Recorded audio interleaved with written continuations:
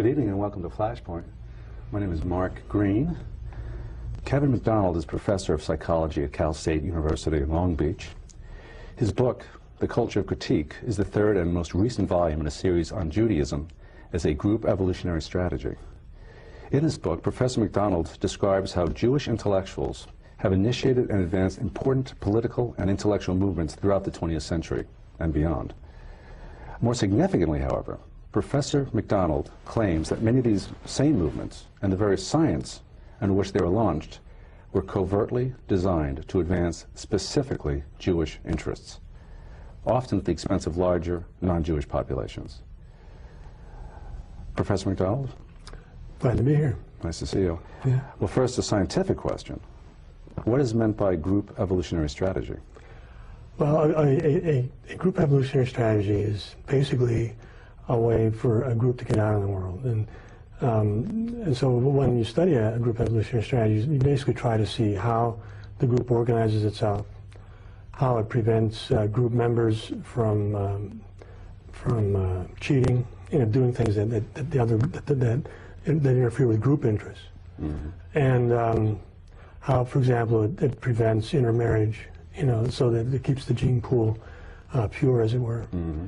So those are the main things. For example, speaking about Judaism, over the centuries, it was quite common for Jewish groups to regulate the business practices within the group and between Jews and non-Jews. Mm-hmm. So that would be a very important area for maintaining their economic niche. Mm-hmm. And there was a concept of evolutionary strategy. That's part of evolutionary psychology, which is the larger scientific focus. But it's a widely accepted concept within the... I think evolutionary psychology is getting more and more acceptable within mainstream psychology now. Mm-hmm.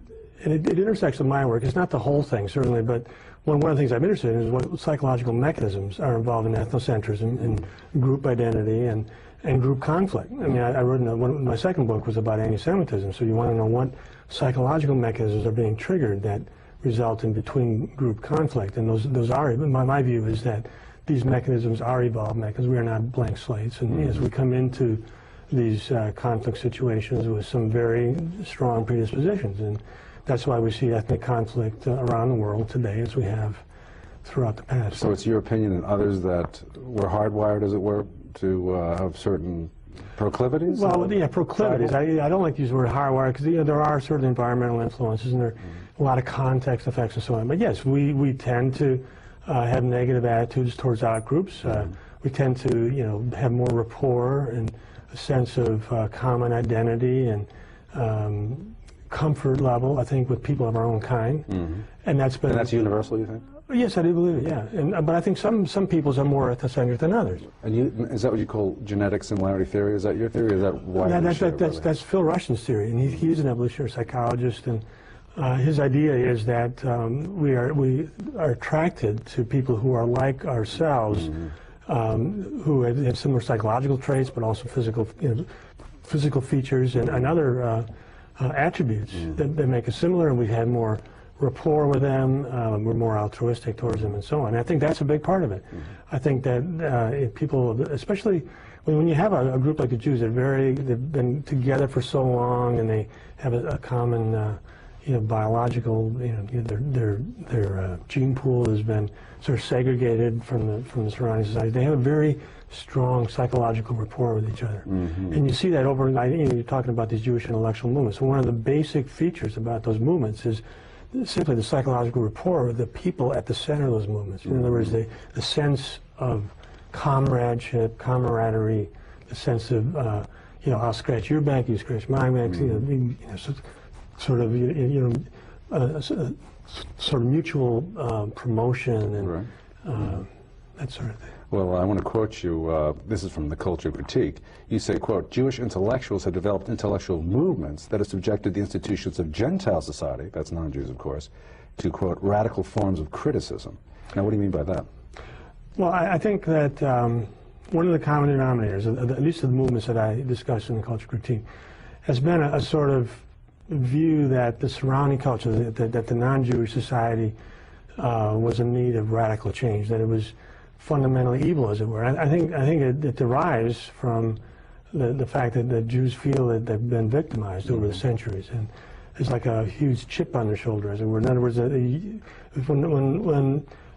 someone who strongly identifies as a Jew, when they look back at history, they think of it as a series of persecutions. You know, when they think of the Middle Ages, they don't think of cathedrals and saints and pilgrimages. They think of, you know, crusaders killing Jews. They think of persecutions. They think of the Inquisition. You know, when they think of the Tsar, they don't think of, you know, palaces or whatever the good things that the Tsar did. They think of the anti-Jewish laws of the late 19th century, that sort of thing. And so there's always this sense that they've been victims for the last 2,000 years in Christian society. And so, you know, when they came to America, there was some anti-Jewish attitudes, and I think those attitudes were, you know, fairly subtle by historical standards. We didn't have any pogroms, we didn't killing Jews, but at the same time, if Jews wanted to join a country club, they wanted to go to a hotel, maybe there was sort of, you know, sort of subtle anti-Jewish attitudes, especially among sort of, well, I think it was pretty common until after World War II, actually. But well, that sort of thing was then, as soon as that happens, it's sort of put in the psychological bin of this is the long, part of the long history of Western culture that culminated in the Holocaust. Well, they would naturally say, can you blame them? What do you say? Well, I think that's a reason. It's not unreasonable. I think that's it's understandable, and that's what I'm trying to say. That when you want to understand this, you have to understand the psychological mechanisms involved. And from their point of view, you know, they see Western culture as an out-group culture. It is the culture of the other, you know, and it's they have a very positive attitude in general towards Judaism. And one of the things I tried to do in the culture critique, in every chapter where I claimed that there was a Jewish intellectual movement, I think the first thing I had to establish was that the people at the center of it were strongly identified Jews. Well, I want to ask you, they took Jews very seriously. Well, I want to ask you now about those numerous significant movements, to say the very least. But what do all these intellectual movements have in common besides Jewish leaders and a Jewish core of disciples? Is that basically it right there? That is certainly an important. That's, I think, the main thing. That you have the people at the center of the movement are strong identified Jews who have a sense of pursuing specific Jewish group interests. You know, for example, psychoanalysis, deeply concerned with anti-Semitism, wanting to eradicate anti-Semitism. Look at the Frankfurt School. And psychoanalysis, attempting to erect these psychological theories that any kind of prejudice against an outgroup, like Jews, was a pathology, a psychiatric disorder. But you're leaving one other thing out too, and that is the role of deception. Well, certainly there was some of that. In general, these movements were not advertised as Jewish movements. I mean, they were advertised in sort of universal terms. If you think of leftist political ideology, or even psychoanalysis, there's nothing in psychoanalytic theory that talks about Jews. I mean, so it's all you're talking about neuroses and this and that. But when it came to understanding, you know, ethnic hostility, it was viewed as a pathology. But there was no attempt to really understand Jewish ethnocentrism either. You know, in other words, psychoanalysis never came up with a theory of Jewish ethnocentrism. The Jews were sort of outside the process. The attempt was to sort of put Western culture and people who had negative attitudes towards Jews, put them on the couch, make them sort of the problem. So it was so like Marxism, which we'll get to in a moment. The Jews are given sort of a privileged status, and whereas Christians were persecuted under the communists, this is following the Russian Revolution, if I understand you correctly, they accorded room for people to maintain a Jewish identity in post-revolutionary Russia, for instance, and elsewhere? Yeah, actually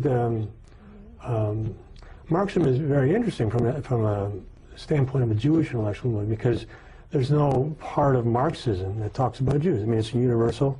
It's about class struggle.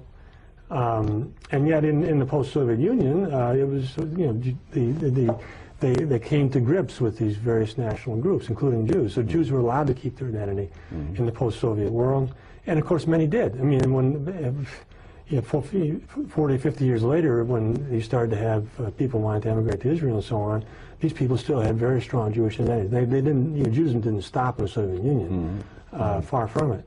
But it always had this veneer of universalism. And so when Jews were the backbone of the American left, you know, it was the official ideology was a universalist ideology. They never talked about their Jewish commitments. Again, with leftism, there were specific Jewish interests, especially eradicating anti-Semitism. That was, I mean, the Marxist ideology was that once you got rid of all this class society, and you would get rid of anti-Semitism too.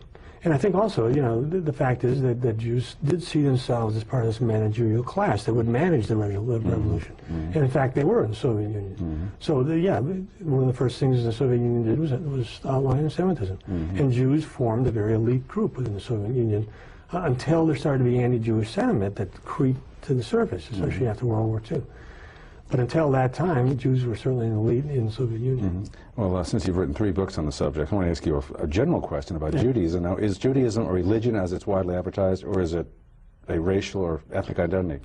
It's both. That sort of goes back to the first book I wrote on Jews called The People That Shall Dwell Alone, where I talk about the fact that if you look at the Jewish religion, it basically, one of the main things about it is that there's an attempt to segregate the Jewish gene pool. In other words, to make sure that there are no out marriages and so on.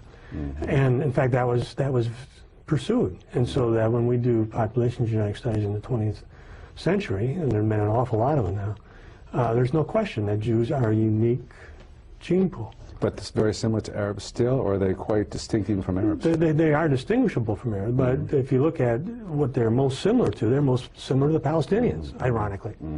You know, so when you talk about the conflict in the Middle East, you're not talking about a conflict between two very, you know, different peoples genetically, but they have different group identities.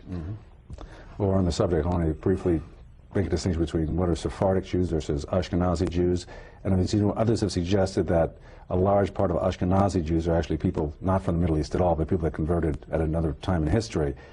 Would you address some of those? Yeah, there are several different historical groups of Jews. The Sephardic Jews, the Jews of Spain, the Ashkenazi Jews are the Jews of Europe, basically Eastern Europe, and then you have Oriental Jews that basically stayed in the Middle East, like Iraq and Babylon and areas like that. The recent data suggests that most of these groups started out with Jewish men, you know, emigrating to like Spain, and then and intermarrying with local women, and then shutting down the intermarriage. So there was a brief period of intermarriage. Now those data are fairly recent. I'm not sure I believe them entirely. That was less true in Eastern Europe, where there seems to have been more of an input of Jewish women that were brought along from from the Middle Eastern gene pool. But in all those cases, once they were established, they stopped the intermarriage. So there's a bottleneck there, and they stayed within the group. What about the black Jew experience? There are black Jews in Israel, right? Well, there are some now. These are Jews that come from Africa.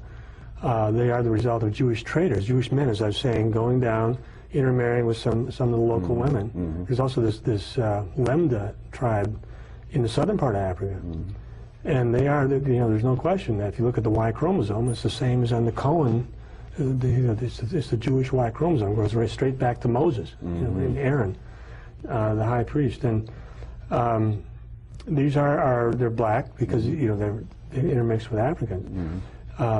These are not important groups of Jews, but now that when they have been brought over to Israel, they have been accorded status as Jews. And what is their socioeconomic status in Israel? Well, it's not high, and my understanding is there's quite a bit of social friction there.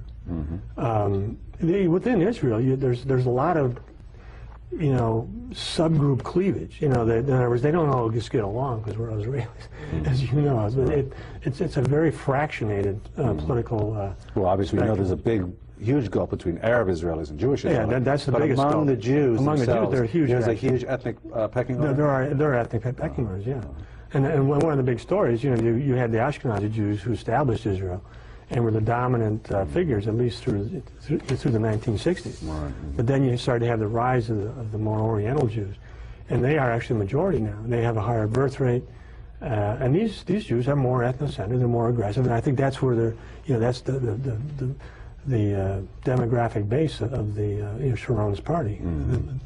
Well, I want to get back to some of your intellectual movements, which is the essence of your book. I'm going to start with the most famous one, perhaps, which would be Marxism, communism, as it were.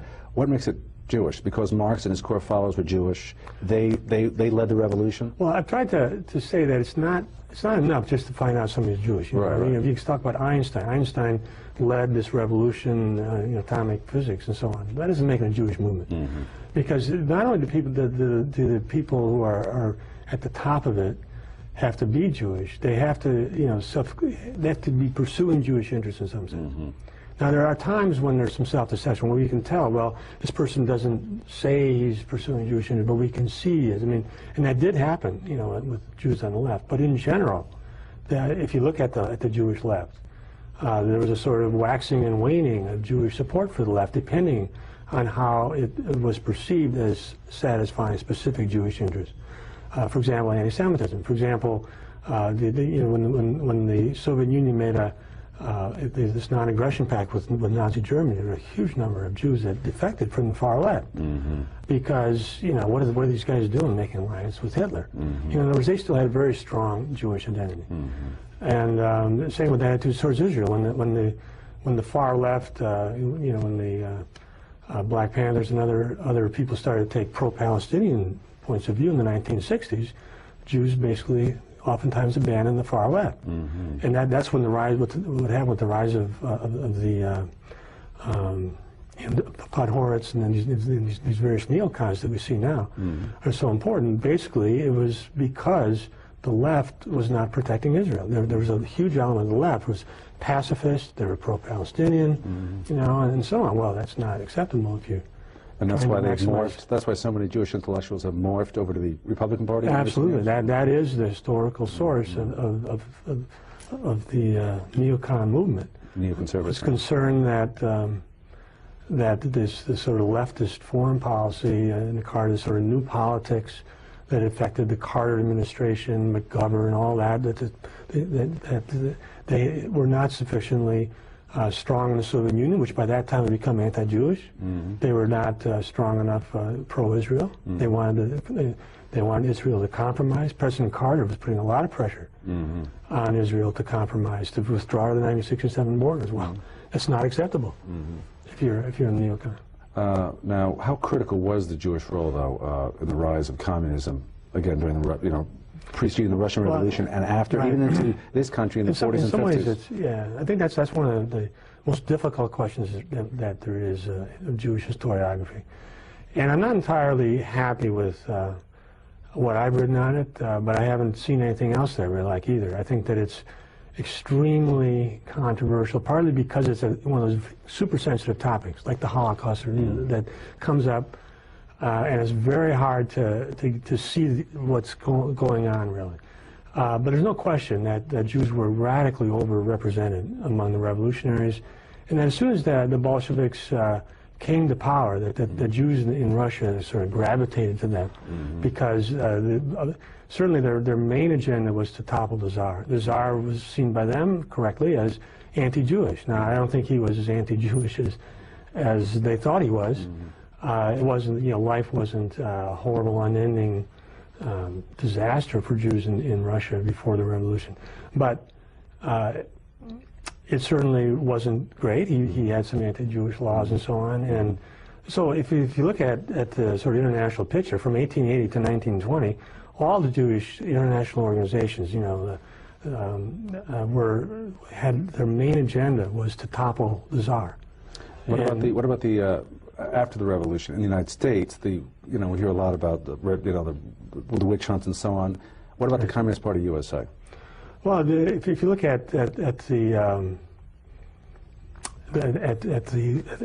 far left of the United States, there's no question it had a Jewish backbone.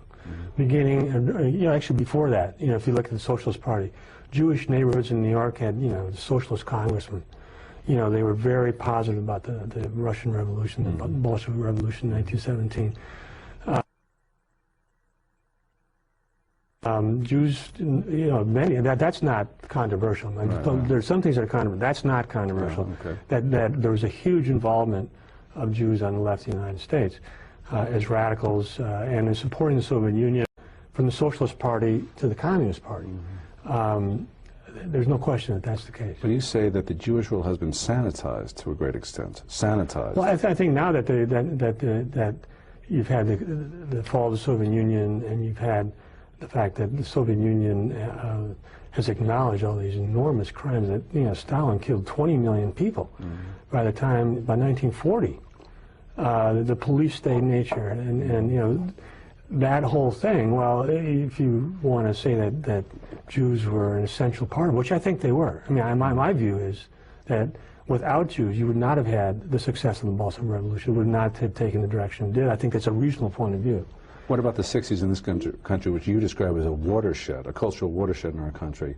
Was there a pivotal, a vital Jewish element in what happened in the 60s? Absolutely, because Jews were still the main force on the left. And if you look at the Jews, at the people who were into top positions of the campus movements, I was at the University of Wisconsin, there's no question. They were the children of the 1930s radicals. And there was, you know, the so-called red diaper babies. And, you know, in collusion, again, besides the fact that if you look at these Jewish intellectual movements, you do see Jewish identity and Jewish interest. But the other thing is that these movements have always had access to the very top levels of the media, the very top levels of the academic world. So when the 60s radicals were you know, saying and doing what they were doing, there was also a huge amount being written by radicals in the very best periodicals. You know, there were very respectable, academically respectable. Look at, by that time, if you look at the very top universities, Harvard, Berkeley, all these Ivy League universities, University of Wisconsin, you had major Jewish involvement in the social sciences. And so that sort of greased the whole thing and made it much more legitimate. We're going to move there in a moment. I just want to ask you some final questions about the civil rights struggle in particular here. For instance, the Southern Poverty Law Center is very conspicuous today as far as combating racism. Is there a Jewish angle to the work that they do? Well, there is. I don't know exactly, you know, what the involvement is, but it receives a lot of its funding from Jewish sources. Many of the people that work there are Jews. It's almost like a semi-official Jewish organization. It's not like the ADL, which is, you know, overtly Jewish, but it is very much concerned to, you know, combat anti-Semitism. So it's one of the main. So was there anti-racism efforts focused on basically white racism, I presume? Oh, absolutely. There's no Jewish racism or black racism. I've seen some people who've tried to change their focus because whites are increasingly the victims of ethnic violence in this country, and I think they will be increasing in the future as we see these demographic changes. And whites are going to be victimized at least as much as anybody else, and maybe more. But there's no interest in that kind of thing. What about the NAACP? I know obviously that's a pro-black movement. And yeah, it's a what's the story behind the founding of the NAACP? Yes, early in the century, around 1915 or so, you did have the NAACP was established by wealthy Jews. And if you look at the, you know, actually quite a bit of its activity involved legal, you know, challenges to various things, but almost all the lawyers until the 1930s there were no black lawyers involved in it at all. In the NAACP? And so all of that work for the first 20 years or so was done by Jewish lawyers. And you started to have some blacks, and finally around 1940s, I recall, I'm not sure that, you had a black head of it, but you still had very major Jewish involvement in the civil rights movement. You know, most of the civil rights laws were actually written in Jewish civil rights organizations and pushed through Congress and funded and so on. Blacks were not well organized and well funded. Sure. They were poorly educated. Jews were just the opposite. And, so, and Jewish liberals will tell you today they're very proud of their work. They're very proud of it. They did it for one reason. That was to increase the advancement and give more opportunities to African Americans. What do you say to that? Well, but also I think their official ideology was that if blacks, if you end discrimination against blacks, you're also going to end discrimination against Jews. That was part of the official. So that was part of, that was the covert agendas. Well, it wasn't even. I think that's been acknowledged by many times. But I think the other thing about it was that they saw these movements as a sort of a, you know, as if no one would lose. You know, and I think the other aspect of these movements is that they have tended to lessen the power of white majority in this country. And you think that was definitely especially in conjunction with immigration. But certainly the civil rights movement A lot of that, I think, very few people could disagree with. But at the same time, when that was combined with immigration changes, I think you're seeing a gradual lessening of the power of European-derived peoples in the United States. And I think that is another one of the agendas. If you look at when it comes to immigration, there's no question, because the Jewish activists have expressed themselves on this. They're not, again, they haven't been shy to make that point. Right, we're going to get to that in a moment, too. Yeah. But I do want to ask you, now here's another thing that we both agree that there's been a jump from a lot of the Jewish community from the Democratic Party to the Republican Party, because you think it serves the state of Israel as being very well served by the Republicans. But here's a quote that I took out of your book, and the neocons are in charge of that process within the conservative ranks. You say that self-deception and rationalization are central elements of Judaism as a group evolutionary strategy. Well, yeah, it comes up at times, and other times it's not. I mean, I don't say that Jews are always self-deceived or always rationalizing, but I have a chapter in my book, Separation and Its Contents, the one on anti-Semitism, just going over historically, looking at all the apologia, all the rationalizations. I mean, because Jews, you know, as a minority group, they've had to deal with Christian ideology. You know, certainly within Christian theology, Jews had a certain subservient role to play. Well, you have to get around that. You have to have rationalize your particular theology. So it's been a part of Jewish thinking forever. If you look at over history, look in the Talmud, you look in Jewish writings, they've been concerned to justify themselves, to sort of make sense of their position in the world. And a lot of times, from today's standpoint, it's pretty easy to see it's rationalization. It doesn't make any sense, but it serves its purpose to rally the troops. But you still see it today. You still see some of that. I don't know that that's centrally involved in neoconservatism. I think that neoconservatives have been fairly upfront about the fact that Israel is a very high but let's say they're going to war, banging the drum, stop terrorism. So yeah, well, yeah, we see that. That is for public consumption. I think that there is a lot. I mean, and there's a sort of official. Quite a few people, including myself, think that the philosopher Leo Strauss, that was one of his, his principles, that it was okay to tell lies for a good cause, and so we see propaganda and so on. But I think that the main Jews behind these things have not been self-deceived. I think they've known what this is about. It's possible, who knows? It's hard to decide between deception and self-deception sometimes. But whatever it is, Paul Wolfowitz, for example, he may talk about terrorism and this and that, but it's easy to find a paper trail of his deep commitment, socially, personally, intellectually, his close relationships with Israeli generals and political figures and all that. If he says he's not interested in Israel, then he's really, that's his fault. But how do you explain the complicity of America's, non-Jewish political establishment, leadership, whatever, from the president down, with their going along with this campaign of at least partial deception? It's an amazing thing that's going on here. Certainly when you had 9/11, it opened the door. It allowed people to do things that they didn't before. And people said that, like Paul Wolfowitz said, without that, they wouldn't have been able to do this.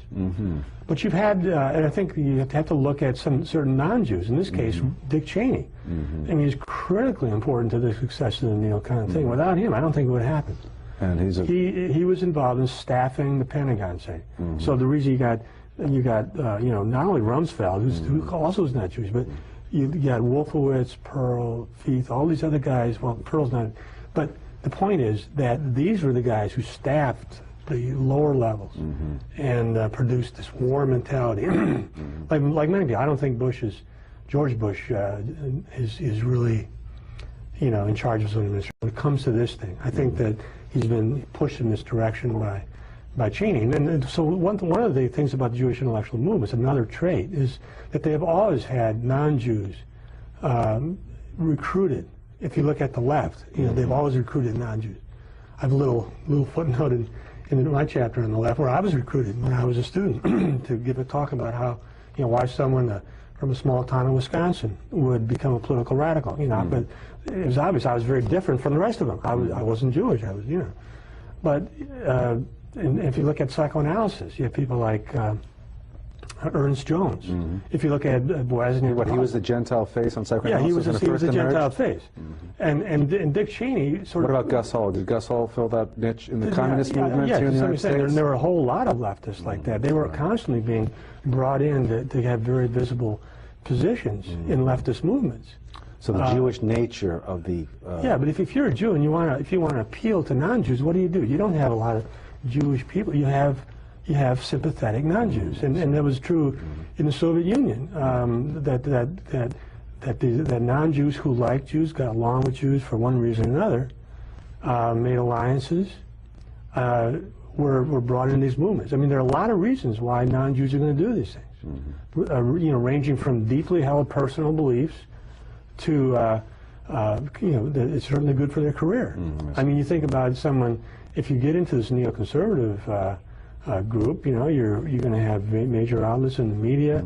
Your books are going to be published. You're going to be reviewed in the New York Times. Everything's going to be wonderful. But I'm not saying that Cheney's like that, but he has a long association with these neocon think tanks going back 20 years. This is not something that just happened. And if people have been paying attention in the year 2000 of this election, which I wasn't, but if people had been paying attention, they would have noticed this. That Paul Wolfowitz was in line to be the second in command at the Pentagon. That's huge, because if you knew Wolfowitz, you'd know what was going to happen. Now, a question, we've obviously covered radical left politics, Marxism, and related subjects. Anthropology, Franz Boas. He's not a household name, but he's a pivotal figure in modern anthropology. Tell us who Franz Boas was and what were his discoveries. Franz Boas was, well, I don't think he had any discoveries. Okay. That's the problem. Most of these theories, they're not, they're built. Theories, let us say. He was a Jewish guy from Germany. He was brought up in a sort of radical family. He's politically radical. What years? Socialist. He was probably born around 1850. Whatever. So it was around the turn of the century. Around there. So he came to this country, became established eventually at Columbia University. And what he did was he gathered around him at Columbia all these students, churned out PhDs, and they put them in the top anthropology departments around the country. So by the 1920s, he and his students absolutely dominated the American Anthropology Association. And what were they? They had a theory. Race does not exist. That you can't talk about different cultural levels, and that was the main message. It was essentially an attempt to say that there are no differences between Europeans and their wonderful civilization versus someone in the outback, Samoans or whatever. In Samoans or whatever. That they're the same. Everybody's the same. But these cultures, and if there are differences, it's totally a matter of culture. Culture produces, and so Margaret Mead went down to Samoa, and she said that they live in a paradise down there, and they're much more rational when it comes to sexual mores. They don't have any rape. Everybody's happy. It turns out, anthropologists went back there and said that they didn't find the same society. That there was rape, and that there was a lot of oppression of women and so on. So it was a story that was propagated. Was it used to deconstruct a sense of white superiority? Absolutely. That was prevalent at that time? That's exactly it.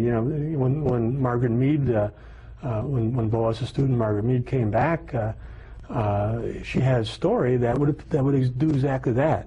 Say that the Western sexual mores were essentially messed up. That you should learn from these more primitive people, that they know how to run these things, and in some ways their cultures are superior to yours. And did it, like Marxist ideology, make an exception for Jews within the anthropological context here, or was it just ignored? I don't know that they ever talked about Judaism much. I suppose they would have just talked about cultural relativism, that it's just another culture. Right, I see. There are no genetic differences and so on. But it's one other thing about them is that they were on the political left too, and that's the thing about those movements I discussed in cultural critique. And I didn't talk about the neocons in culture critique, but the ones I did were on the left. I mean, all of them, including Boas. I mean, he was a socialist. He was very sympathetic. He was involved in these sort of communist sympathizers in the 1930s. I mean, during the 1930s, the American culture was very strongly influenced by the Communist Party. And you had people like Boas who were fronting these groups and giving them respectability. So they were on the far left. And that then fit in the Civil Rights Movement after the war. The American Anthropological Association made statements, you know, saying that no such thing as race, you know, and that sort of thing. And have Boas's ideas, were they used to change immigration policy? Absolutely. He was quoted, you know, during in 1965 when the gates finally fell, and actually quite a long time before that by the people who opposed the immigration law of 1924. They would often quote Boas saying, you know, there's no such thing as race. We have no reason to keep anyone out. You know, if the Africans will make just as good American citizens as anybody else, and that it's racism to favor the peoples of Northwestern Europe, which the previous laws did. They did, in a way, they didn't really favor it, because what they did was establish an ethnic status quo. They say the people who voted for the law of 1924 basically said, we like the country the way it is. We like the people in the proportions that they are. We're not going to try to get rid of blacks. We're not going to try to get rid of Jews. We're just going to leave it the way it is. But Boas and others worked against that. They wanted to they wanted to get more. They wanted to have more third world immigration. Again, my view has been that one of the constants of 20th century Jewish immigration, of Jewish intellectual movements, has been to lessen the power of Europeans in America. And why is that? And because they felt that that power represented a threat to them, and especially in the long run. They wanted to have the United States become less Christian, less European. White European. Yeah, why is that? Because, and then you can easily find Jewish activists who say that when they talk about immigration. But the idea is that if you have a homogeneous European society, you can easily evolve towards Nazism. In other words, but if you have a society where each ethnic group has a sort of, you know, only a very, very limited power, then that could never happen. You can never have a coalition of white people. They wanted a multicultural society, which also rationalized Judaism. And in fact, you said that multiculturalist ideology was in fact invented by Jewish intellectuals? Yeah, in particular, was it Horace Kallen? What? He's a philosopher. Who's that person? Horace Kallen, K-A-L-L-E-N. He's very famous. He was a Zionist. He was very strongly identified Jew himself, and he didn't like this melting pot idea, which actually was advanced by an earlier generation of Jewish intellectuals. But Kallen, you know, liked the idea that the United States would be composed of these groups, you know, of ethnic groups that would sort of stay separate, like Jews have always had. So it makes the United States safer for people to be Jews if there's not a large dominant white majority. Absolutely, because, you know, again, when Jews came to this country, they saw American culture in negative terms, and it looked too much like Nazi Germany. Maybe it was too white. They actually did a survey or something back in the 60s. They talked to Jews. You know, they asked them, would it be possible that it could happen here? And you didn't have to say what it was. It is the Holocaust. You know, in other words, something horrible to happen to Jews.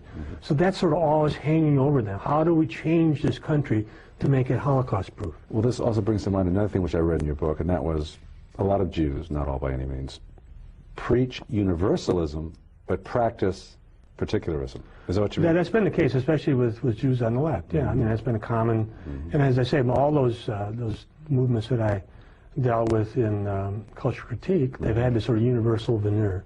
I mean, if you look at psychoanalysis, I mean, it talked about, you know, repressions and so on, and this and that. There's never anything about ethnic particularity. And certainly that was the view of Marxism. It was a sort of universal class movement, nothing to do with ethnic. But if I may say so, you also say that anti-Semitism has always been a defensive strategy, anti-Semitism? Well, I wouldn't say always, but I would say that the major anti-Jewish movements throughout history have been, you know, had been the result of real conflicts of interest.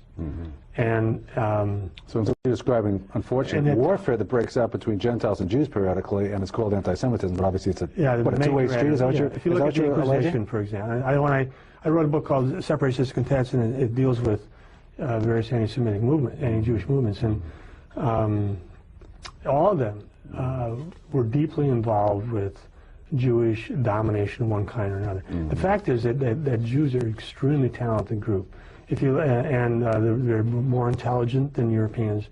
They're the highest measured IQ in the world. These are the Ashkenazi Jews. I'm talking specifically about Ashkenazi Jews. But the Sephardic Jews, what happened in Spain is really remarkable. I mean, in the 15th century, there were these Jews were forced to convert to Christianity, and then they decided that, well, that's just, so they remained overtly Christian, but they rose right to the top of Spanish society and started dominating. I mean, all of the wealth, the elite, the political influence on the king, and so on, everything. And so it produced this backlash among the old, and that was the Inquisition, basically, in a nutshell, of course. But the point is that this was a very talented group, and they had left a very large imprint in the trading channels around the world. When they were expelled from Spain, they went up to Amsterdam and really made Holland into a world power for a while. So this is a very talented group, that extremely talented intellectual elite did not survive really into the 20th century. But the Ashkenazi Jews did, and they had a huge population explosion in Eastern Europe.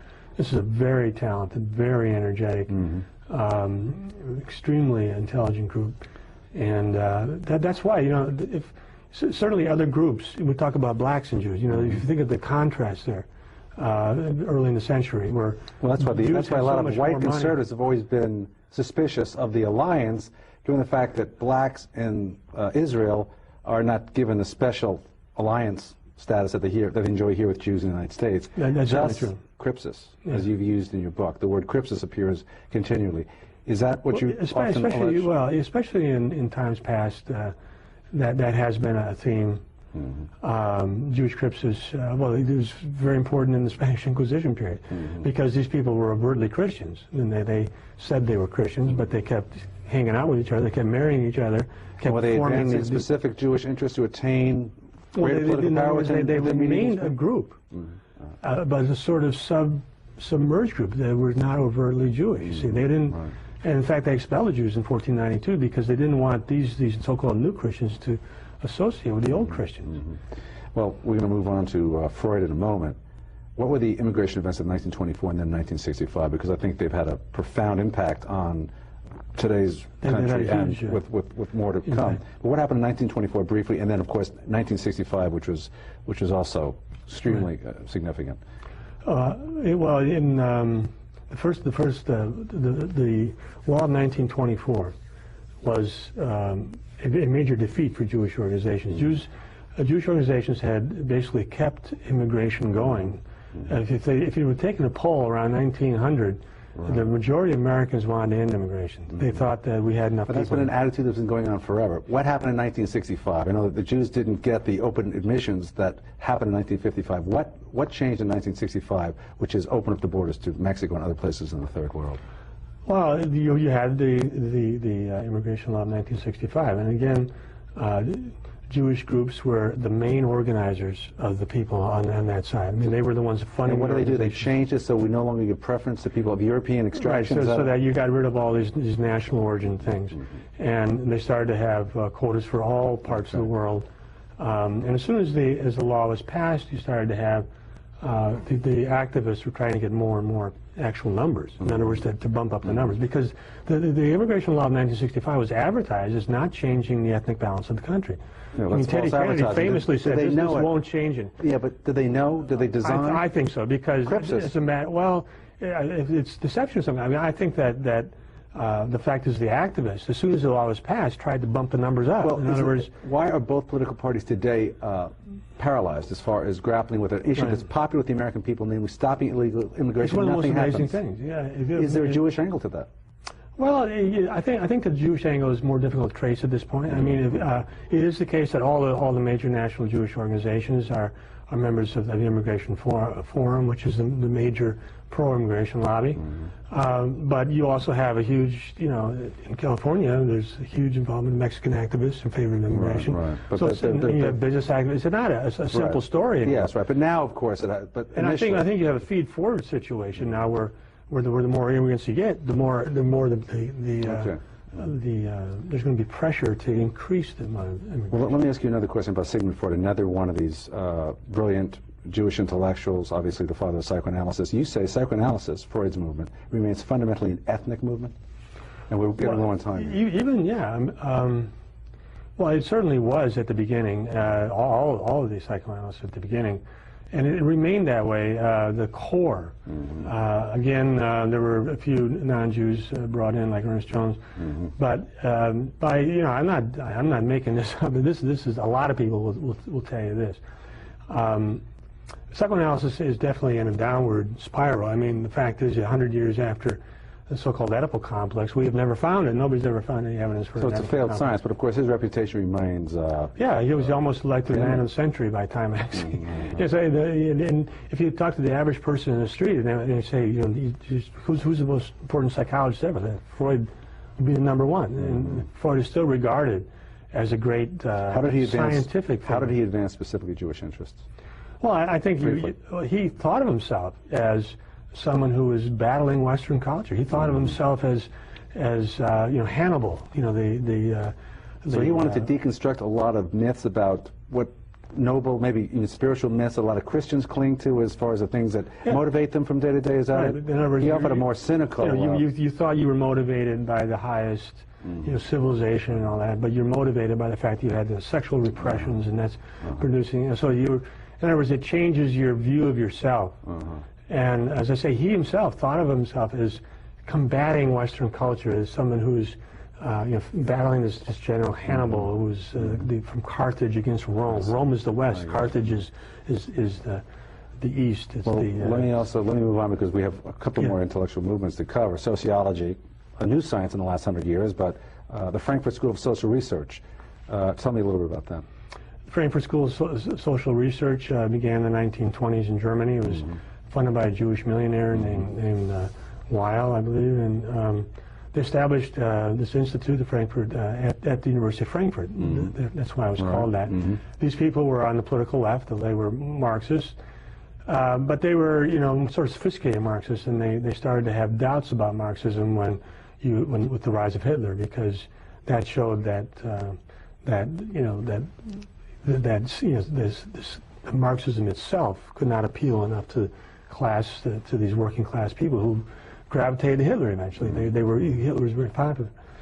So anyway, as soon as Hitler came to power, he expelled them from Germany. They came over to this country, and that's when a lot of their most influential research was done. They wrote a book called The Authoritarian Personality. It's funded by the American Jewish Committee. All the central figures in this movement were Jewish. Max Horkheimer. Max Horkheimer, you say? Yeah, he was the head of the Frankfurt School, and then T.W. Adorno was another major player. And the point of the authoritarian personality was that ethnic prejudice is a psychopathology, that there's something wrong. It's not just that you're, you know, mean-hearted or have... so it's actually a sign of mental illness. Mental illness. You're something. And Freud, didn't Freud do the same thing? It's similar, and they drew a lot on Freud. If you look at the authoritarian personality, there are whole chapters where they, you know, it's very psychoanalytic, but it's a little bit of a twist, and it was more. It had a very large influence, because at that time you had the rise of the human relations movement, which was basically funded by the ADL and these other Jewish organizations. ADL. Yeah, and you started to have all these programs in the school system. You know. I remember hearing about the authoritarian personality when I was in grade school in New York City.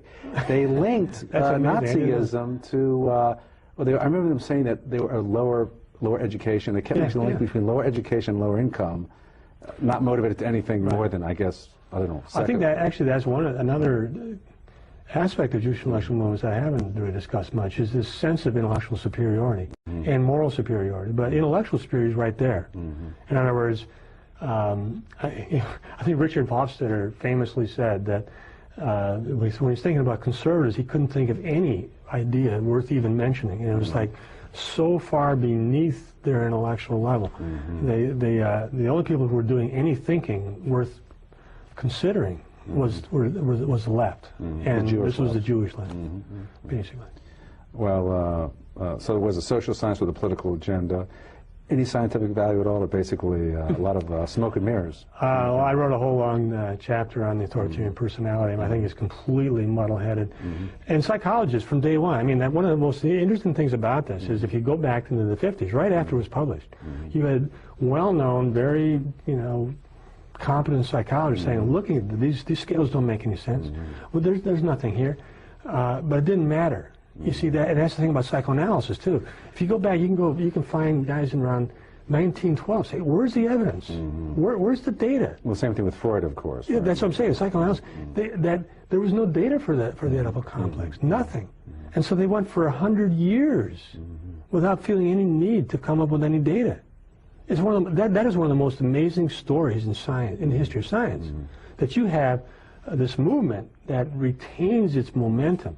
This huge influence in the media. Think of all the movies that were made in the 30s, 40s, 50s, 60s that were psychoanalytic in inspiration. Well, it fits a pattern that you describe in your book, and that is a lot of these Jewish movies, they have one person who's charismatic, and he's authoritarian, and all the disciples treat him like a god. Am I right? Am I paraphrasing? That's exactly right. And that's happened with Freud, Marx, maybe not Marx, but a lot of the subsequent Marx probably too. But yeah, Boas had this coterie of people who just worshipped him. I mean, from their point of view, he was the most important intellectual ever, period. I mean, Aristotle take a back seat. How did Judaism in general and Zionism and all the other things escape this sort of scrutiny as far as it being also ethnocentric, which they were at one point decrying among Gentiles, but apparently looking the other way when it came to Jews? How do they manage that intellectual feat?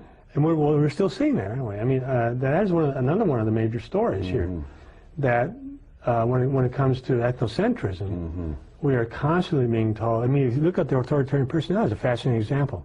They're talking. They interview someone, and he says, "I don't like Jews," or something like that. But they never talk about Jewish ethnocentrism. I mean, there's a whole... They don't talk about Jewish ethnocentrism? They get a 900-page book, and there's not one mention of Jewish ethnocentrism. Only Gentiles. Jewish ethnocentrism, is the only thing that really kept them together for 3,000 years or whatever. When if you look at the vanguard, the settler movement in Israel, a lot of overtly very racialist stuff. We are superior. Non-Jews are like animals compared to us. What is this, the Talmud or something, or later? I'm talking about the settlers. I mean, there's a lot of these people right now. In Israel. Yeah, in Israel, that these people have these ideologies. Well, yeah. But the ethnocentrism is palpable. It's buried. It's right there. It's buried. Yeah. Now I want to move on to the literary world. Yeah. Another Jewish intellectual movement, cultural movement, let's say, literary, and that is the New York intellectuals. Now, who were they? When was their heyday, and are they still with us? Well, they are with us in a sense. I think the heyday was I'd say from the late 1930s through the 50s. You had journals like the Partisan Review, and you had edited by Philip Roth and Rob and Philip, and these people. Philip Roth, and name some others. No, well, I'm not saying. No, his name was Rob, R-A-H-P, that was the center of it. But it was extremely prestigious. This was not; these people did not have PhDs necessarily, but it grew up to have this incredible prestige and a really big influence in the literary world. And does it fit that pattern where you have a handful of glorified people with a kind of coterie of You certainly have this strong sort of ethnic networking. Where people are pushing each other. People like. Seymour Martin Lipset was a sociologist. You had Clement Greenberg, the art critic. You had, and as a sort of second generation people like Saul Bellow. And see the influence now, because these people became anti-Stalinist left. The other thing that we sort of forget here is that even though most Jews, say in the 30s, 40s, 50s, on the left were with the Stalinist, left, but you had a very robust anti-Stalinist left, and they became more anti-Stalinist, although less so than because anti-Semitism, anti-Jewishness started to emerge. I think that was a big part of it, but certainly people started to be aware of the crimes of Stalin, and we became indefensible, really. Now these movements have become fundamentally irrational. Some of these movements. That's what you said. I think that you look at psychoanalysis. What I'm saying, they're rational in the sense that they pose as science. But they're not. I mean, and that's a classic example. Or look at the authoritarian personality, the convoluted, these scales that don't make any sense.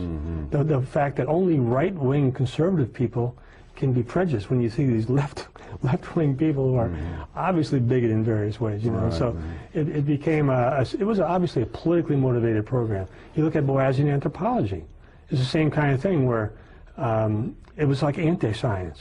It was like, we're not going to have any sort of systematic investigations of culture until we can completely get a theory. But they never got a theory. So you just have all these, you know, infinitely variegated cultures, and they're sort of there, and that's the end of it. But you stop thinking in terms of trying to explain those cultural differences. What about genetic differences, for example? Not part of the game anymore. Now I want to. What about warfare? Not part of the game. Now I want to move to more contemporary issues. Of course, we're at war right now. To what extent are Jewish interests? We already covered this. I've just written a long thing being about furthered by a war in Iraq. We're getting low on time. Oh, we're getting low on a 1 to 10. Okay, well, the main thing is that you know, this is the work of the neoconservative movement, and at the very center of the neoconservative movement, you have you know, these very important think tanks. The American Enterprise Institute is perhaps the main one, but also the Jewish Institute for National Security Affairs. You have AIPAC. You know, you have the Washington Institute for Near East Policy, but then you have you know, the very important figures in the media, you know, like Bill Kristol, editor of the Weekly Standard. But what about even the mainstream, all the mainstream publications from the New York Times down? Don't they kind of sanitize? They certainly do. They certainly do. And make acceptable the idea of Zionism, which is basically very much like what we once decried in South Africa. They kind of make it acceptable. I mean, is it that pervasive? There's a consensus, but let's talk about neoconservatism. I think that the main influence of neoconservatism is within the Bush administration. Right. You know, you have this support group of media, think tanks, and all that, but the main people are people like Paul Wolfowitz, Douglas Feith,